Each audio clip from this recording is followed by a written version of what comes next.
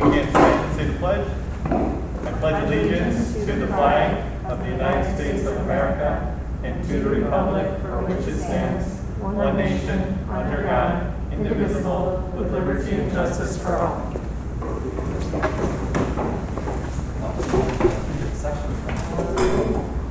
At this point, Mike, we'll let you do your public hearing. All right, so I will open our public hearing on our code of conduct and some of the updates therein. It shouldn't be too much. Real quick, just as a reminder, our information, some of the updates have been put on the website 30 days ago. We require a 30-day public comment period that was put up exactly 30 days ago, and as of today, we've received no feedback or suggestions. So what I'd like to do tonight is just run through some of those updates that we made so you're aware. First, before I do that, just some of the quick requirements. Essentially, we have to hold an annual review, which is what we're doing this evening, and update any changes as necessary and inform the community, which is what we're doing this evening. Of course, hold the public hearing in which to do so, which is this, and then adopt any changes. There are 2 essential changes tonight, though you see 3 stars there. I'll run through those in a minute. Outside of just some general updates of vocabulary and definitions, there are some updates regarding DASA and how the code of conduct and DASA sort of interplay. And then secondly, removing referral for student services, which I'll go over in just a minute to ask to explain why we're removing it, because it's redundant essentially. So as I was sharing, some of the changes, there are really 2 major changes, but first, there are some just vocabulary and definition changes driven by DASA and some of the policy that drives those definitions. Some of them include disability, discrimination, emotional harm, harassment, bullying, and cyberbullying. So some of those definitions just change varies minorly. They're honestly not much to talk about. But having said it, those are housed within to match the law so that they are equal. With regards to DASA, so you'll see some of the highlighted areas. That's where some of the changes were. Essentially, some of the major changes here include the lead people in 2 of our buildings. We have Ms. Christofiak and Mr. Keiss in the middle school as the 2 leads and 2 individuals along with our school social workers who are our DASA coordinators. So those are a couple of the updates. Some of the language in there as it crosses over with our student conduct as well was updated based on the new laws, the MRTA law around marijuana use. So anyone under the age of 21 is prohibited, and on the school campus, regardless of your age, is prohibited. So marijuana use was added to the code of conduct, as well as use of cell phones. In the past, it was no use of cell phones, and at this point, all the codes of conduct update to inappropriate use of cell phones. Some of the other changes in DASA include the Section 7 reporting. So in the past, it was somewhat nondescript in terms of reporting violations around DASA. What's changed is they specifically note that school officials, school administrators, or your DASA coordinators need to act promptly, and they specifically note that oral notification of any concern that's reported needs to be reported no later than 1 school day after an incident, and the written report needs to be filed within 48 hours or 2 days from the incident. So that's a couple of the changes that exist there. In terms of student services, so there was this language in there. We removed it in part because it's redundant. So we're required by law under a number of other policies, child found as it relates to community on special education, 504 law. Our instructional support teams obviously play a big part in this, as does our family support center, but because of child find CSE in particular, this law is actually redundant. So a student that is struggling with their behavior is not therefore automatically referred to the community on special education, or that is something that needs to be filtered and looked at to see whether or not to believe that it may be due to a disability. So to have it in here as a required component, not only was redundant, but it may be inappropriate. So we removed it so that it was very clear that those 2 processes are not intertwined. Does that make sense? Can't read faces with these. So those are really the only 2 changes. Your changes to DASA, again, some of the definitions as they relate to DASA, but DASA is really one, and the second is the removal of the referral to student services, or the specialty, or CSE. So the next step would then be the changes that are made that have been on our website will then be put forward to you for approval at our upcoming board meeting on October 5th.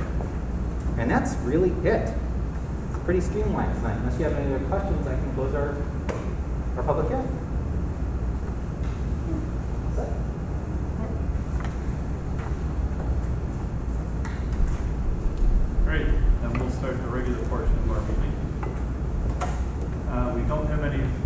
wishing to speak, and there was no written communication. As far as reports of board and committee, there is one item we have to do. By next Friday or Thursday, I have to submit our vote on who the NISBA Area 1 Director is, who we're going to support. And this year, there's actually two people running. The incumbent, who is Linda Hoffman. I tried to look, I don't know how long she's been on, but I know it's a number of years. Yeah, forever is a good one. Both candidates sent us letters. The other person is a board member in North Tonawanda, who currently is board president. 5 years on the board, 3 as board president. So we need to decide who we're going to support. I assume everybody's read the letters they sent, the bios, whatever. So, any discussion on it? Anyone have any thoughts? I think both Lori and I have some exposure to Linda Hoffman. She's been, I started on the PTA in 2007 and she was already involved. She's, like Lori said, very involved still, knowledgeable and active, and I don't see any reason to replace her. But the person who is here, so I agree. Good, Dominic? Yeah. Okay. And then the Hoffman it is. Vote for that guy.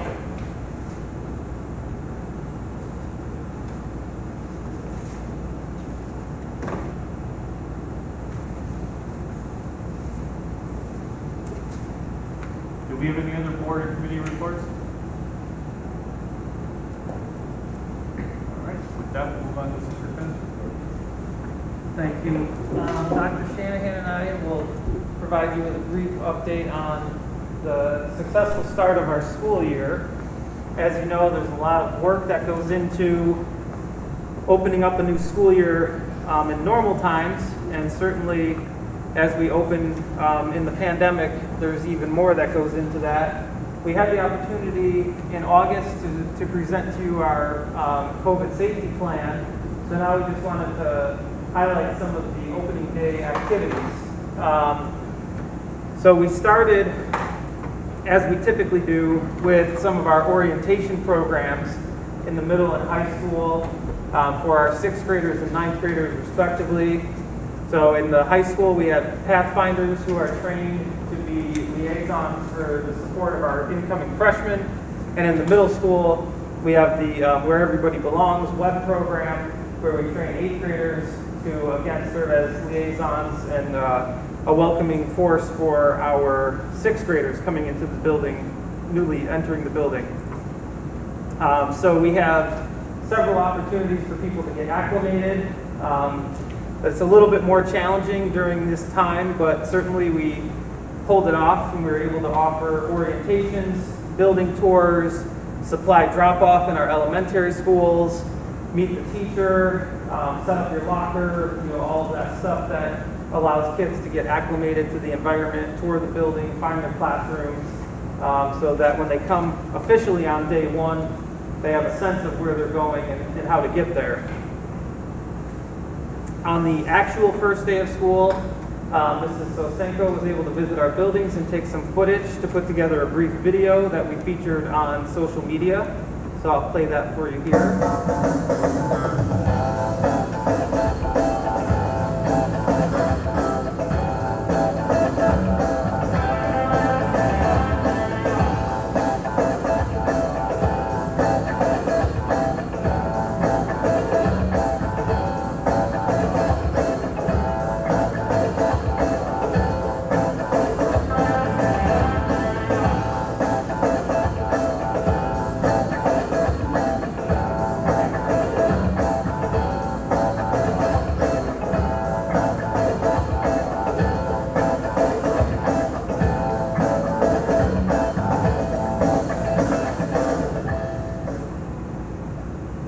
So you can see our buildings were ready to go. Thank you to the hard work of our facility staff.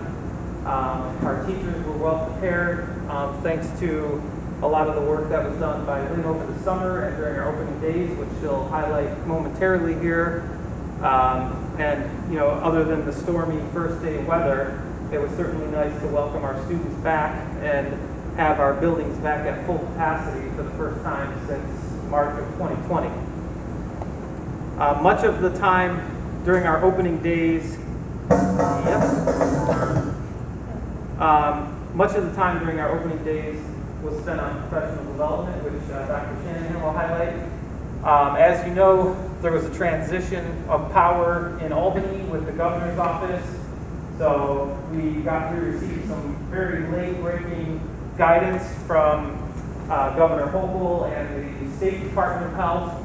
On September 2nd, they released a 12-page school opening guidance document, which was by and large a guidance document, except for two commissioner's regulations in there that were mandates, universal masking of all students and staff, as well as the testing of unvaccinated staff weekly as a requirement. So that also accompanied that release. On September 3rd, the county talked about and sent us some information about their proximal contact testing and surveillance testing. To date, we still haven't received additional information from them regarding that, so it doesn't appear that they're ready to get that up and running yet. But we are now past the point where our plan has been put together for the testing of unvaccinated staff. The county took a stance that they were not going to assist us with that. So again, we worked together in-house, Mike and I, along with Jeffrey Wheaton and our nurses, to put together a plan where we could offer a convenient way for our unvaccinated staff to get testing here during the work week in their buildings. So in each building, we're able to, under the LSL, the Limited Service Lab certificate that we obtained last year, we're able to conduct testing in-house. We are getting the tests. We had some supply of those Binax Now cards from last year, and we were able to look up on Abbott Lab's website the extension of the expiration date. So those ones that we have on hand should get us through around middle of November, late November, and then we've already placed an order with the state for an additional amount. The county has also offered some tests for anyone that wants to use them in-house as well, and I found out about that today and put in an order for a month's worth with them. So we should have enough to get up and running. In fact, we started yesterday, in each of our buildings, and people are coming down to the nurse's office at their convenience if they're required to participate in the program and getting tested, or they have the option, if they prefer, to get tested outside of here and bring in proof of the test. But we work very closely with our bargaining units and our nurses because we're hearing in many districts in the county that folks are on their own to get this testing and bring it in every week. And we felt like we were poised pretty well based on a lot of the hard work Mike did last year to set us up for testing in-house to be able to offer this. Unfortunately, we're not able to offer testing for shortening quarantine periods or return to school and work protocols for symptomatic people because the tests that we have available to us are the antigen tests, the Binax Now AG cards, and according to the county, you need to have a PCR or an NAAT test in order to shorten a quarantine period or return to school if you're symptomatic. So we're not able to offer that to our students and our community, but we are able to offer a service to our unvaccinated staff, which is at last check about 10% of our staff. So it's not a huge lift for our nurse's office, but it's certainly an additional workload that we had planned for, and much of that does fall on Mrs. Custodi because she is the one that's responsible for reporting our test results to New York State Department of Health through a system that they call ECLAIRS, ECLRS. I don't know what it stands for, but we just call it ECLAIRS. So Mrs. Custodi gets the results from the nurses, and twice a week she uploads it in the system so that it's going on to be reported to the state. So that was made for a fun Labor Day weekend. On Saturday of Labor Day weekend, we had a virtual meeting with the Erie County Department of Health because they updated their guidance for schools to align with the New York State Department of Health guidance that came out on September 2nd. And there was only 3 changes to the document, really one that had any impact on us. So the first one was that lunches when masks are off was a change of contact tracing really from 3 feet to 6 feet. So the minimum distance required for lunches is 3 feet, but unfortunately the county is contact tracing close contacts at lunch at 6 feet. So, we do have individual desks in here, as you can see on the side. They'll have to be put back after the meeting. And we have, in our elementary schools, potted them by classroom, so we're not identifying any additional close contacts across classrooms. So the kids are typically 3 to 6 feet apart from each other in their pod, and then they're 6 feet apart from classroom to classroom to make sure that we don't have any close contacts identified across classrooms. Again, I think that's something that I would highlight in our plan that sets us apart. Our team was pretty proactive in buying a lot of furniture so that we could continue to offer individual seating in our cafeterias.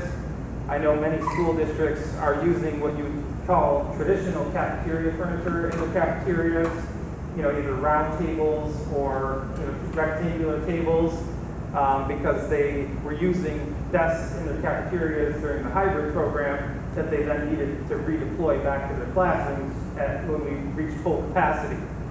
We were fortunate enough to be able to purchase additional desks, and I think we mentioned this to you during the building tour. We bought desks, particularly at Windermere and Smallwood, that we're planning to repurpose in the middle and high school to phase out some older furniture and put more flexible furniture into each of the classrooms with these goldfish style desks. Indoor sports was updated to basically indicate that masks are required at all times for all coaches, athletes, and spectators.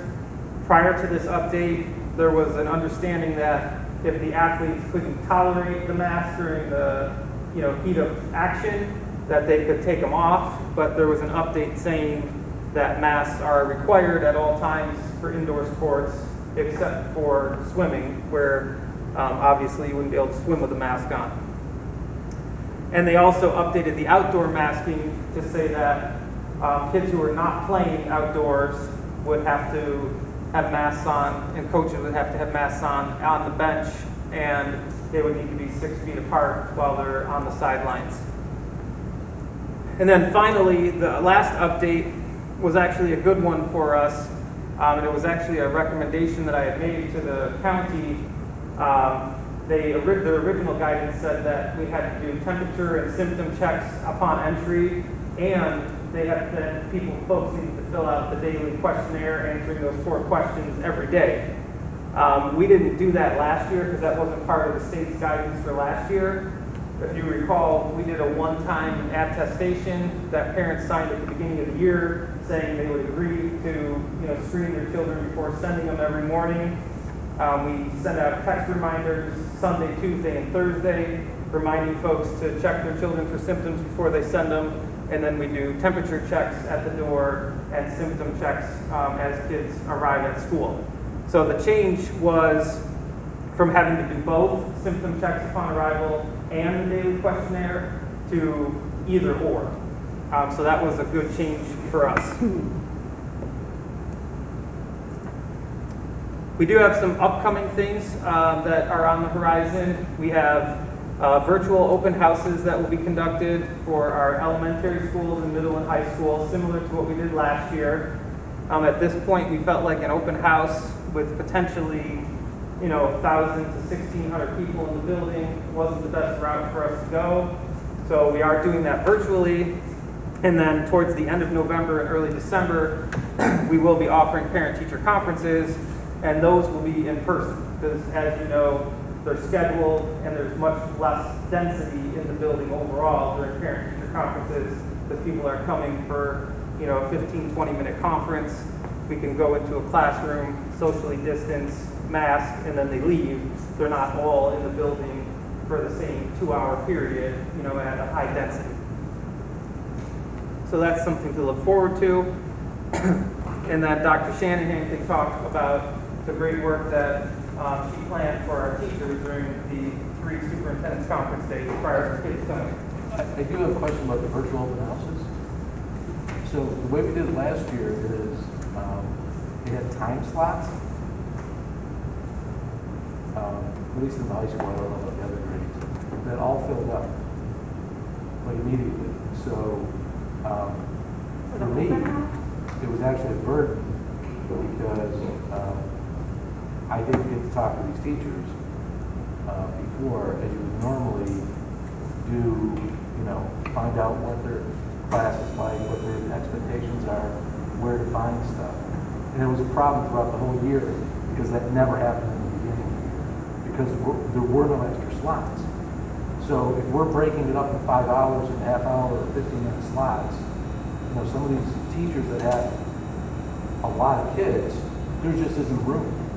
And I found it problematic personally.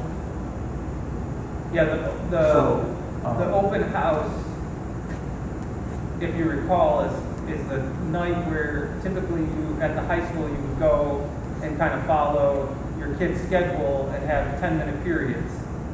So that's the piece we're doing virtually, which normally you go to the class and the teacher will say, you know, my name is Mr. Pinella, I teach social studies, this year we're going to be looking at U.S. history, blah, blah, blah, you know, my policy for homework is such and such, you know, etc. I use Google Classroom. So instead of having that in person, each teacher is creating a video that has the same information that you would get in person, and they, Greg and John are posting it to a website so you can find each of your kids' classes and teachers and watch that video.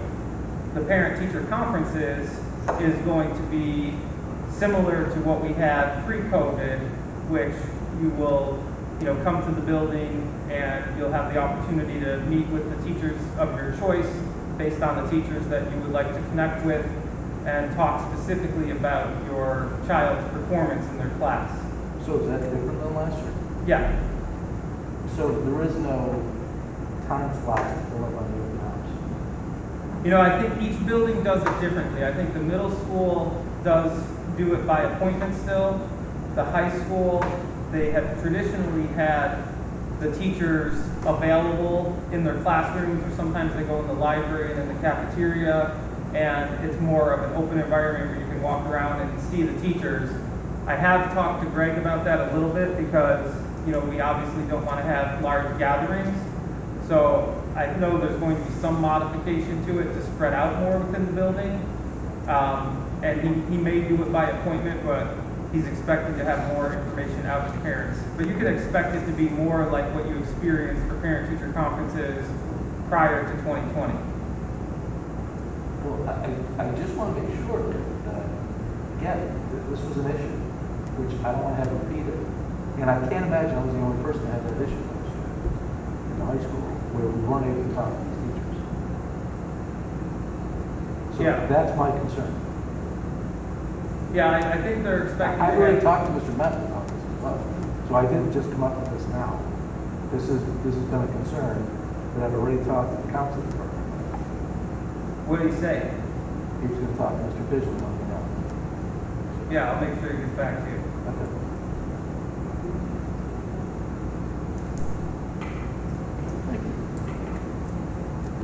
No others? Well, I get to talk about teaching and learning, which I enjoy much more than contact tracing and all the other 6 feet, 3 feet stuff. So I'm excited to share some information with you today. Much of the information I'm going to share occurred over the 4 superintendent conference days. We had 3 opening days, and last Thursday we had September 16th as well.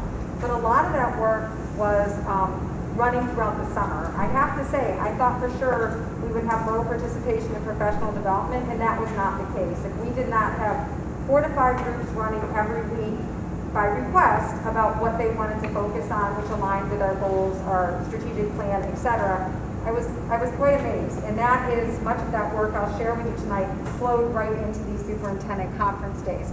So we've shared with you, Mike shared it, I've shared it, this multi-tiered systems of support. That's the framework tonight that I'm going to use to look at the professional development we're providing, because it covers everything we do in the district. So what happens is your tier 1 is your core courses that every student is receiving in the general education, and then we move up to tier 2 and tier 3. If students aren't responding to the instruction that we're providing, then we will provide supplemental instruction, interventions, etc. So what I'd like to do is use that framework, because we use it to vet everything that we do as we move through. And starting off, I just want to talk about some tier 1 work we've done at multiple grade levels. So a while ago, we spoke with you about Phonics First. I've talked with you about it a couple times. And Phonics First is a word recognition program that deals with phonemic awareness and phonics. And what we did was we noticed in our screening data pre-pandemic that was an area of growth for us across both elementary buildings. And so we investigated how we wanted to move forward with our programming. And we piloted 2 years ago with 9 teachers. And then those 9 teachers met with all the grade levels, and we decided to fully onboard the district. And so 21 teachers this summer, and this was comprised of K through 2 teachers from both buildings in the district, reading specialists and ENL teachers attended the 3-day professional development. And then from there, the ELA committee met, and on that committee is 1 to 2 representatives from every grade level who was at this training. They transformed what they learned in this situation to, so what is it going to look like in Amherst? Because Amherst doesn't take a program out of a box and use it. We take a solid program and we adapt it to our students and our culture and our community. So they spent 4 days, hardworking people, and they transformed it. How does it fit with our current programming? How are we going to have enough time to get this in? Do we have the materials and resources that we need? And then what is it that I need to do with them all year long as they roll this out? Because as you move through something new, there's going to be hiccups. So what am I doing to support them along the way? So that was excellent. We rolled everything out then on opening days was our K-2 launch. So that is where everybody stepped in with implementation plans and we're moving forward. So that was a huge programmatic change for the district to get 3 grade levels plus the support staff, which would be your tier 2 and tier 3 people, also all on the same page. So that work will continue throughout the entire school year. We'll continue to support them. Along the way, science is just keeps coming back because COVID, we push our deadlines down the road a bit because we can't start new state tests when we're in the middle of a pandemic because the instruction hasn't been transitioned the way it needs to be. So the state updated, thank goodness, our implementation timeline and pushed all the state tests back a year. So for example, and I'm gonna refer to my notes because there's lots of different years and dates going on here. 2022, this spring, is the last time for the grade 4 tests that will be implemented, and then they will take in 2023, there will be no grade 4 tests at all. In the following year, they will give the grade 5 tests. So grade 4 will no longer be the science testing year. So they're phasing this in over time. 8th grade is in transition, still taking the old tests this year and next year, and then they phase out. And in 2024, we start to phase in some of our Regents exams. So the biology, earth science are in 2025, and chemistry and physics are in 2026. So we're working K-12 on science and at making good headway. So we're glad they moved the implementation timeline because it gives us a little bit of a breather. So then what that required us to do to go back and revise our plan after they switched the timeline through, and this is what we shared with the teachers, K1 and 2 will be implementing all of our science units, which will cover all of the standards. And then 3rd grade, and they have been doing this for about 2 years, but because of COVID, they've basically been able to get through the first 2 units, and the 3rd units they dabble in, but then they run out of time because of some of the hybrid situations, etc. And then grade 3, this year's class, will be the first group to take the 5th grade new exam. So they will be implementing all 4 units this year, and then grade 4 and 5 will only implement the first 2. They have some curriculum work to do, because when you start getting into 4th and 5th grade with the writing and the reading work and the science and the social studies, you combine a lot of your literacy work in your content areas, so they need to detangle some of that and make it all align with the new standards. So they're working on that curriculum work right now, and on opening days, they started to map that out. So just putting resources in somebody's hands doesn't ensure good teaching, it ensures good resources in their hands. We want to make sure that the pedagogy is very strong. The teaching that's going on with the resources is very strong. And so we have been working with them. This was actually a really good session that we did on the 16th. We had K to 8, the science teachers 6 to 8, all the classroom teachers K to 5, and the integrated co-teachers in, all in one Zoom session. However, we broke them into breakout groups in our book club. We did random, which meant a 7th grade teacher could be with a 2nd grade teacher, could be with a 4th grade teacher. And the fascinating thing is the program that we're using, Amplify, uses different modalities in order for kids to understand the information that they're learning, but a lot of it is talk, right? So talk mediates thinking, and so we know that. But if you don't have purposeful talk, accountable talk, that has a clear vision from point A to point B, it's talk for talk's sake, and that's a waste of time. So we're talking about talk and how to engage in purposeful talk to move student thinking. And so, interestingly, a lot of the strategies that are used in K through 5 are also used in 6 through 8. So the aha moments of vertical alignment and the excitement from the teachers that it looks different in 2nd grade than it does in 6th grade, but we're doing similar moves in order to get kids to talk and think on higher levels. We want them to process information on much higher levels, and we're using our talk to do that. So the book club around the ambitious science teaching is in order to get a district-wide conversation around teaching and learning. And we'll continue that. This book is it's strong, and it can be used for multiple topics. So right now we're using it to talk about talk, and then we'll use it again to talk about other teaching and learning strategies they can use. Additionally, grades 6 through 8 are meeting weekly as science teachers with their integrated co-teachers, along with a coach who was speaking specifically with them about science teaching and learning.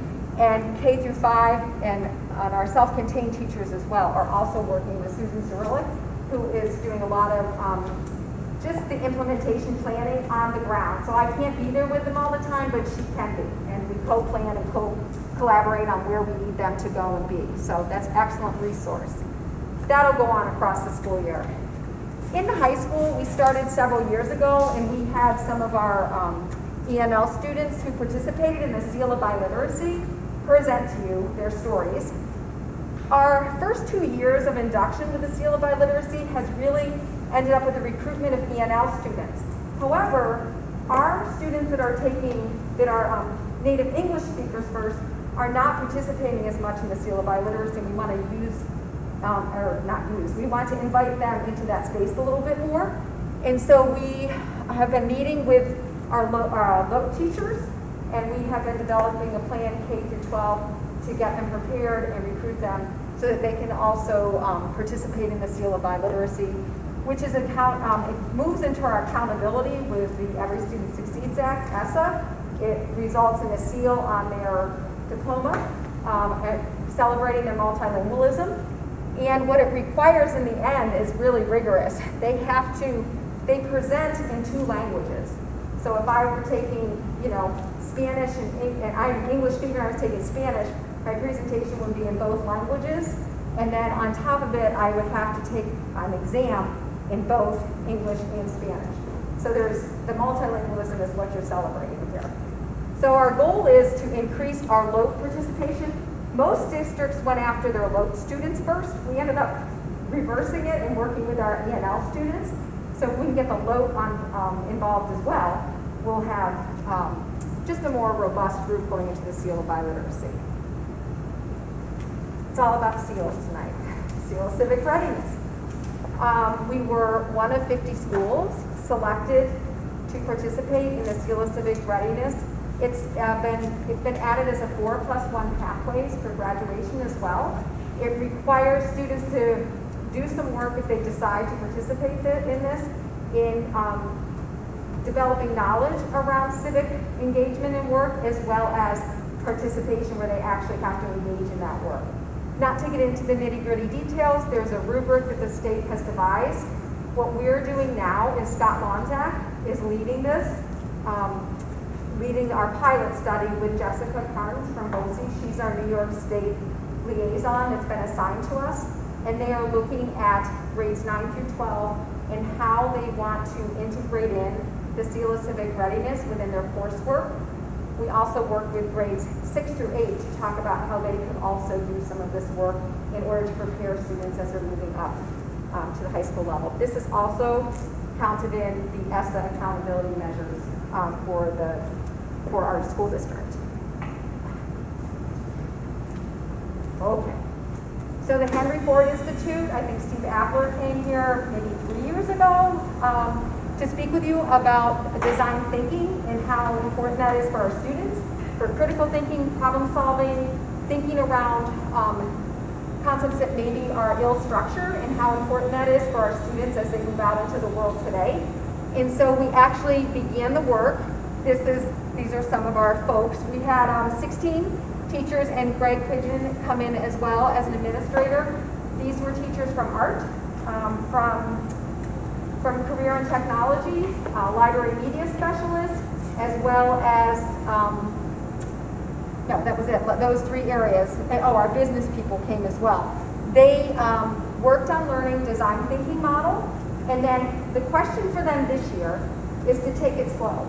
So if we want to have kids engage in critical design thinking, how do we implement that within our current curriculum right now?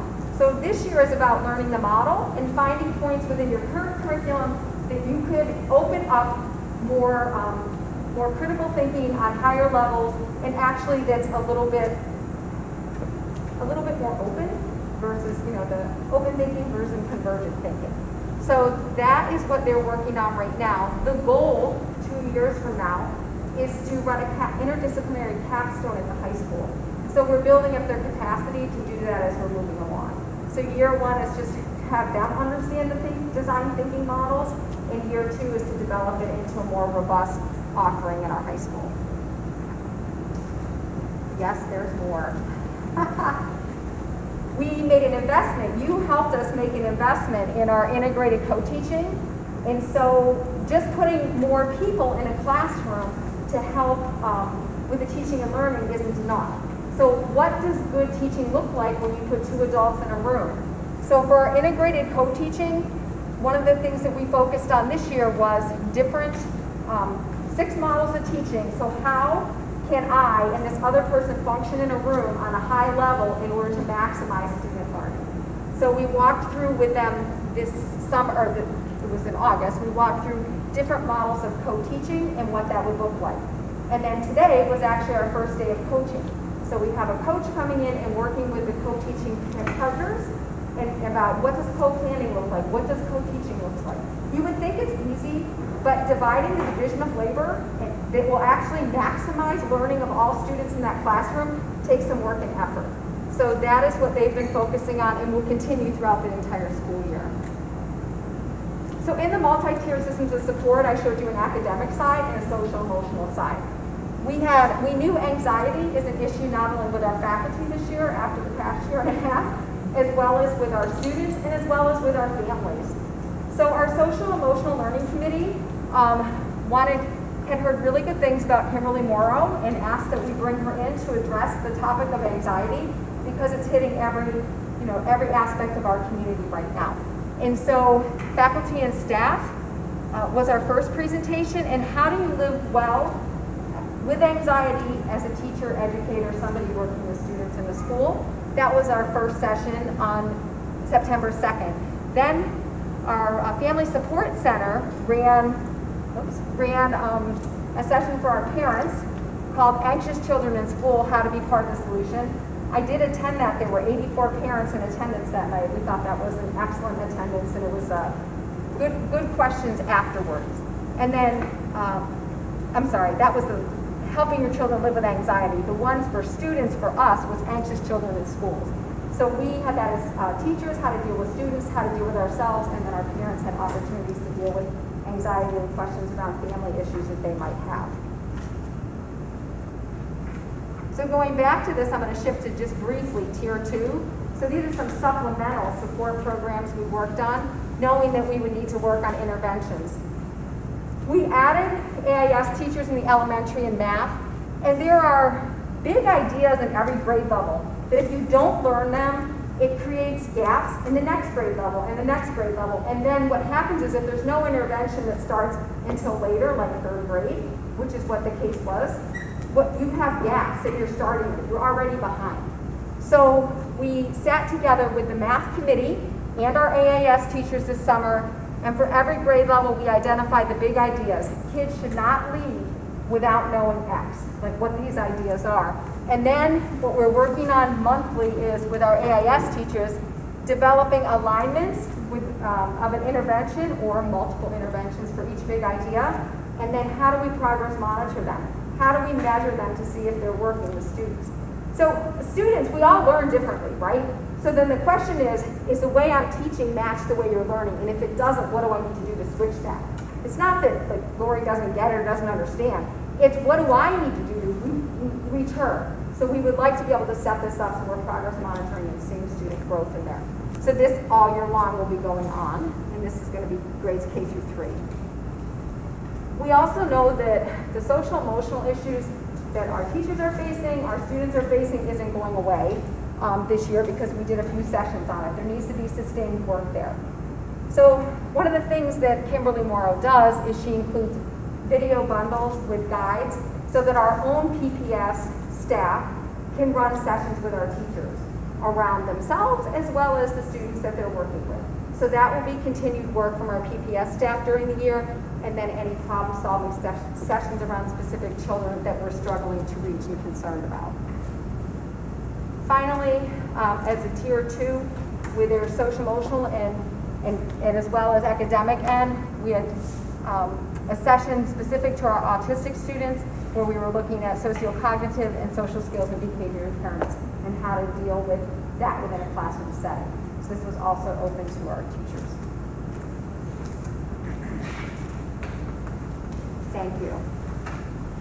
Those fonts changed. I was like, why are they so little now? But anyways, they changed when we transferred them, so I apologize, that's so little. It says thank you. Questions? I have a question. Sure. So when you talked about the Phonics First program, and you had 21 teachers, reading specialists, E&L teachers went to 3-day PD. That's not everybody, right? So It's all but, I can tell you who it is. I'm not saying names, but it's due to the time it was offered. We actually, believe it or not, we ran 3 cohorts, 3 different weeks across the summer just to work around commitments that people had already had. Yeah. So we are short 3 teachers total, K to 2. And we have 2 reading specialists that need to attend as well. okay. Yeah, and remember, we didn't include like all of our ENL staff because it's just the ones that are dealing with the K through 2 grade level. Sure. Because it's specific to them. Right. So we have a plan to catch them up. Okay. And yeah, it was just a conflict of dates and there was just not a way to. Well, that was my question. How do you, those people who didn't get to go to PD, all of a sudden they're, having to participate in this new program? No, we worked with them on opening days and then we're doing the continuous work across the year with them. Yeah, so we're going to continue to support them along the way.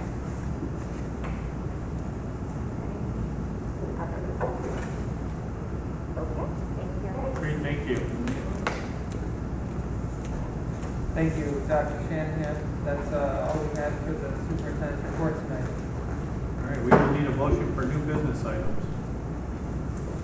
Make a motion for new business items F1, A through F, 2, B through E, 3, B, C, D, and G. We have a second. I'll second. Any discussion? All those in favor of approving new business items F1A through F, 2B through E, 3B, C, D, and G, please say aye. Aye. Opposed? Motion carries 6-0. Ms. Custodian, do we have any follow-up action items? Just for Superintendent Pinella to follow up with Mr. Benton regarding open house and parent-teacher conferences. Great. Then we'll need a motion to convene to executive session. I'll make a motion to convene to executive session to discuss regarding employment of a particular person and litigation. Do we have a second? I'll second. Okay. All those in favor of convening to executive session, please say aye. Aye. Aye. Opposed? Motion carries 6-0. Thank you, Patrick, for coming.